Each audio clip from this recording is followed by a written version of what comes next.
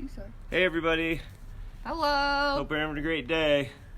I just wanted to go live and show everybody that I got 5 months yesterday, and life couldn't be better. I mean, I'm just making progress every day, and really just am finding out who I am and was, and forgiving myself for so much that I've weighed my life down with. Just having super fun in recovery. I love all you guys. I'm very proud of my wife for going on this journey with me and doing her own journey. We just got back from our own separate 12-step meetings, and it's just keep on meeting amazing people, and all you guys are so amazing, and it just drives us to do more. We always ask ourselves, can we do more? And with helping ourselves, it seems like it's helping everybody, and you guys are helping us just as much. And then I just kind of wanted to let you guys know that, so in these 12-step programs that you do steps, and I'm pretty excited to, my goal is to, when I get up to Massachusetts, to get a sponsor and start working my own steps, because I've come to the realization lately that a lot of my choices, my behaviors, and my actions are based off of still that scared little girl inside of me that doesn't feel like she's good enough because of school and different things. And I've realized that when I make a mistake, I don't just see it as a mistake. I actually, in a sense, internalize and call myself bad, that I'm a bad person. And it's kind of really eye-opening and surprising that I've never realized this whole time. And now I always know why, when I would get really upset about things and my mom would just ask, why are you so upset, Anna? I think I finally realized is because it wasn't just a mistake. I really thought I was a bad person. I thought what I did was so wrong that I was a bad person, and I internalized that. And that's probably why, when I was a child, I had overreactions when I did something wrong. So that's something that I've realized that I need to work on, because with Mitchell's recovery, I can't have those behaviors and that self-worth reflect upon my husband and, truthfully, all my friends and other things in life. So I'm excited to tell that little girl that it's okay, and that I'm ready to grow. I'm ready to look at it, accept it, and to move on. And I think today, when I expressed myself at a meeting, I started to get pretty emotional, honestly, when I said that I'm ready to let that little girl go, because that little girl is definitely a big part of who I am, and I need to realize it's okay the way that I felt back then and the way I feel now. It's just I need to accept it and work through it, and then that's how I become stronger. So Yeah, and along that line, I've been doing a lot of work with, I've worked through the steps. I'm on 10, and it has really opened my eyes to a lot of the resentments I held my whole life were things that I had control over. It's not saying that things didn't happen that I didn't like when I was young or a teenager or in my 20s, but I have the power now to kind of say goodbye to those thoughts. I've learned a lot about everybody had my best interest my whole life. It's just me. I internalized some things, and the way I thought as a child is how I thought.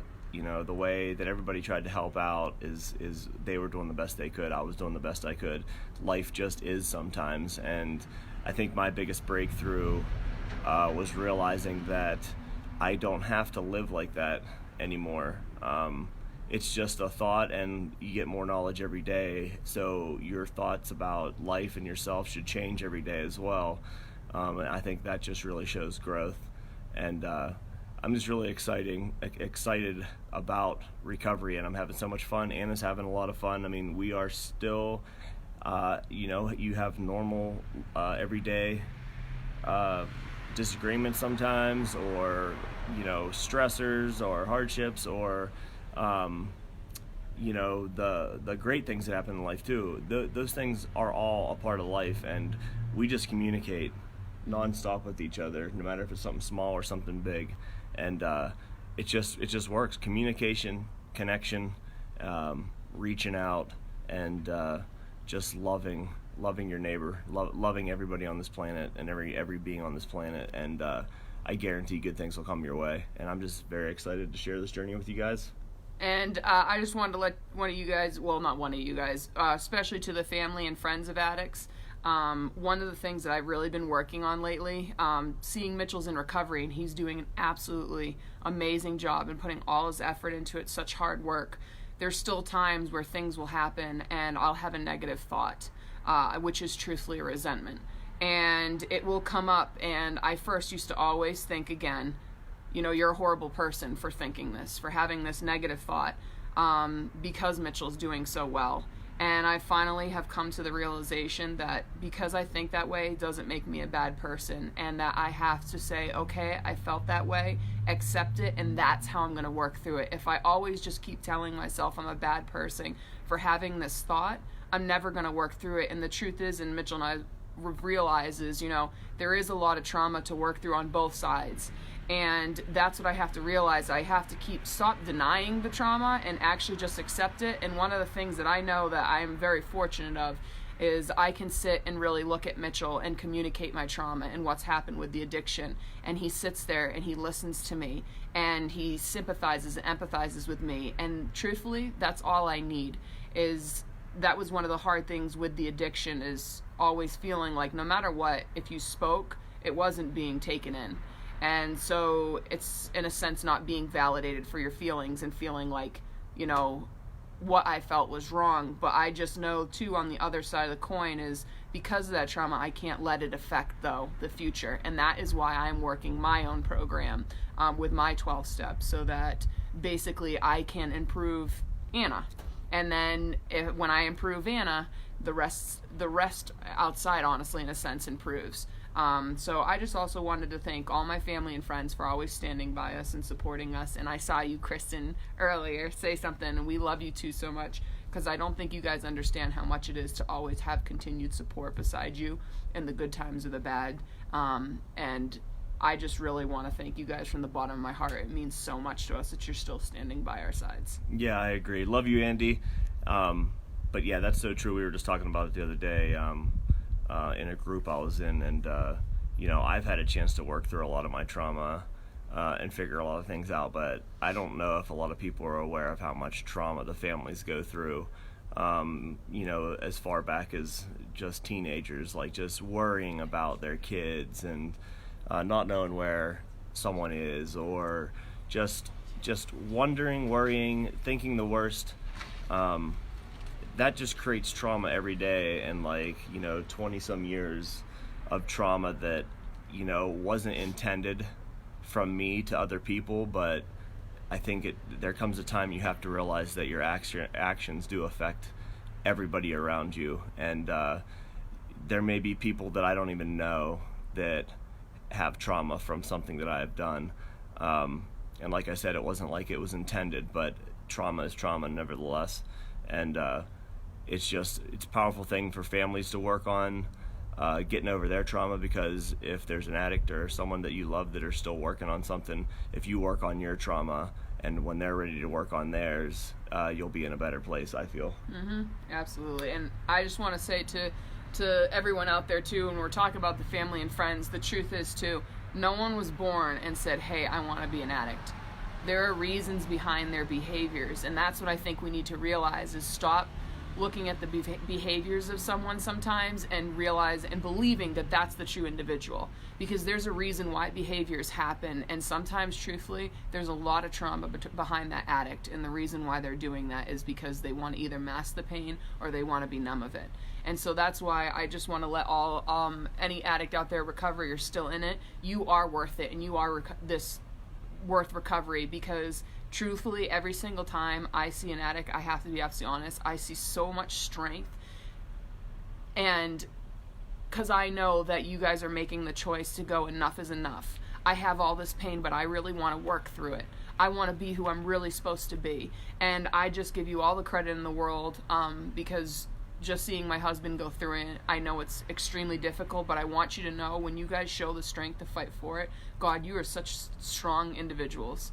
And I have the utmost respect for you, and I want you to know that if you feel alone out there, you need anything, you reach out to Mitchell and I, and we will always love you guys. Because you're extremely worth it. You're all worth it. We love you all so much. And then just a final note, that was a beautiful point that Anna made about the behaviors. You can't judge somebody by their behaviors, because if it's something that's hurting someone else or themselves, they're just hurting inside. And it can be a behavior as eating, gambling,